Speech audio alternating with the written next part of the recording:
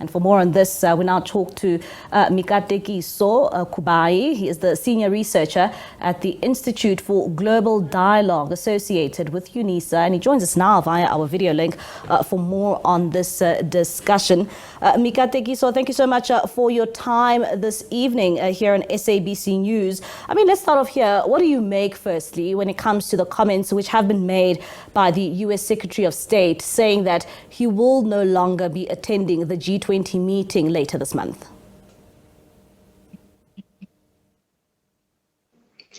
Well, thank you so much, my sister, for inviting me. And good evening to your viewers. It's unfortunate. It really is unfortunate. It's disappointing. It's disappointing because the United States is one of the biggest economy in the world. One of the most influential power in the world. It is an owner of the dollar that the bulk of global trade is used, is traded in. Of course, it's a major player. It's a major trading partner of ours. It's important that the United States be at the table. When things of this nature are discussed, global issues are discussed. So it's a big disappointment that they would threaten to be party to deliberations, to find solutions to global challenges. It says they are not so interested anymore in delivering and showing leadership, in showing that they're quite keen to help the world find solutions to issues that are plaguing them. And that they're only self-centered, looking only after American interests and nothing for anybody else. But it's not a surprise. If you will recall, not too long ago, during the election period, the election campaign, President Trump often spoke about making the whole world respect America again. Yeah. Perhaps this is what he was referring to.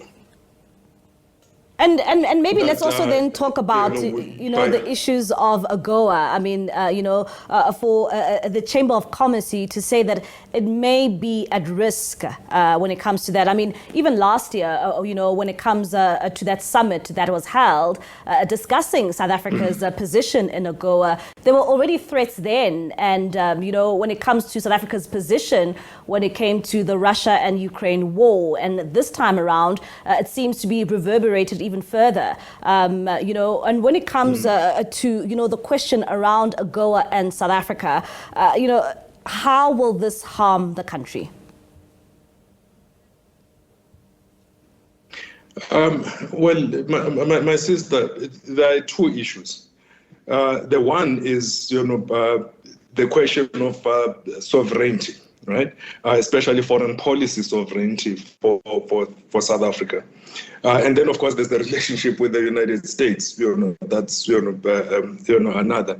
On the one hand, as much as South Africa as much as it is important, for South Africa to appease the United States and negotiate and find some sort of resolution to the issues, the concerns that they may be having.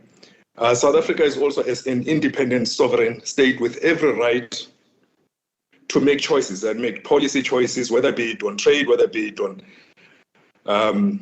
domestic land, management issues, relations with China, relations with anybody else, right? It's South Africa's sovereign right to do so.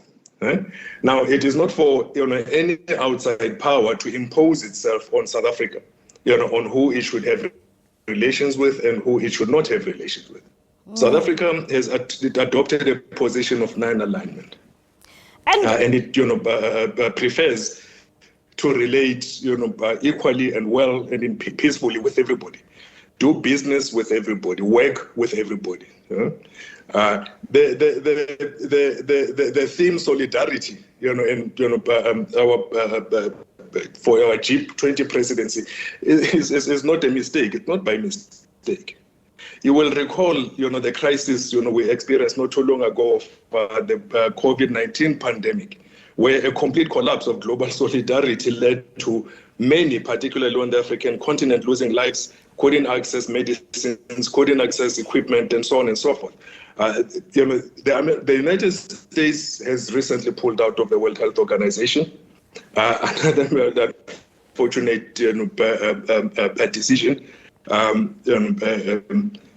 Clearly, a decision, that goes contrary to, their intention to gain respect, to win respect for the United States again, as President Trump has been pushing even during the election campaign. I honestly do not know how they expect, to resuscitate or invigorate, respect for the United States, its leadership, and so on, with this sort of behavior.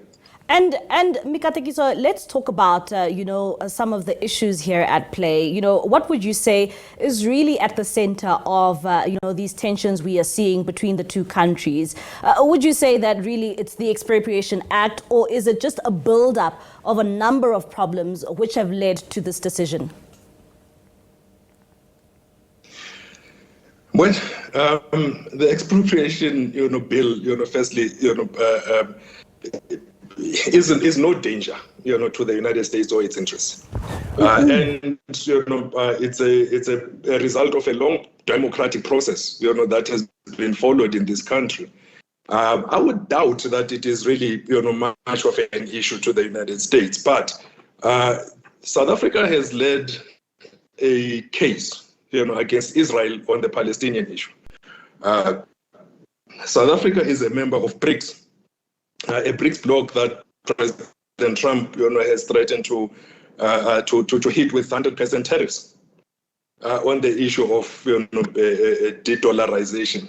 Right? Despite the fact that BRICS has never said that it wants to de-dollarize. South Africa, has relations with Russia. South Africa has relations with China. South Africa has relations, and as part of BRICS,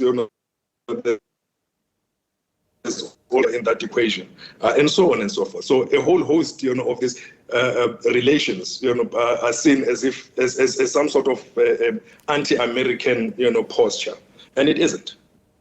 Yeah, it is simply South Africa asserting its rights to have relations with everybody, with anybody that it chooses. BRICS, for instance, once come together to, find solutions to global challenges, particularly those affecting mostly, countries of the global south, developing economies. And they have every right to come together to try and find solutions, because clearly things were not working, and they still aren't working. Multilateralism is not working as it should, right? So hence you have, blocs such as BRICS. Right? You have, countries coming together. It's not a new thing. It's not a new thing. I mean, scholars, academics will tell you about the plurilateralisms that have been happening, trilateralisms that have been emerging, and so on and so forth. Countries grouping together because, of the failure of multilateralism. All right. Mikatekiso, thank you so much for your time this evening and for your insight. That is Mikatekiso Kubayi, Senior Researcher at the Institute for Global Dialogue associated with UNISA. They're giving us his perspective when it comes to the issues facing the United States as well as the South African relations.